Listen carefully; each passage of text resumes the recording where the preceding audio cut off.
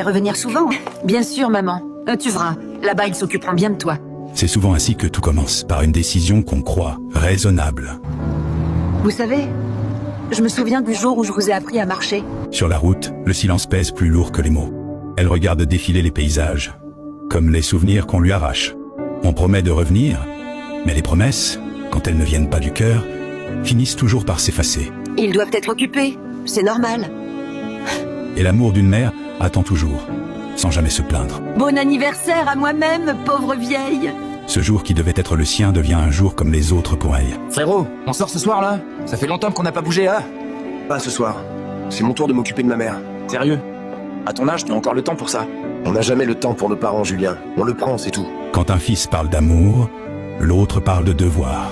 Mais t'as jamais pensé à la mettre dans une maison de retraite? Jamais. Ma mère s'est privée pour nous donner à manger. Tu veux que je la laisse finir seule entre quatre murs? Et soudain, Julien comprend. Il a oublié ce qui compte le plus. La nuit, les regrets ne dorment jamais. Ils viennent frapper à la porte de ceux qui ont trop attendu. Maman ne mérite pas ça. On a fait une connerie. Quoi encore? Maman, on l'a laissée seule. Elle ne mérite pas ça. Tu crois qu'on a le choix? On bosse tous les jours. Regarder la vérité en face, c'est parfois plus difficile que de s'enfuir. Mais c'est le premier pas vers le pardon. Elle sera contente de vous voir. Le courage, c'est revenir. Même quand il est peut-être trop tard. 3 enfants, un même chagrin. Mais aucune larme ne peut effacer le temps perdu. Pardon, maman. On court après la vie, on oublie ceux qui nous l'ont donné. Et quand on s'arrête enfin, il n'est souvent plus temps.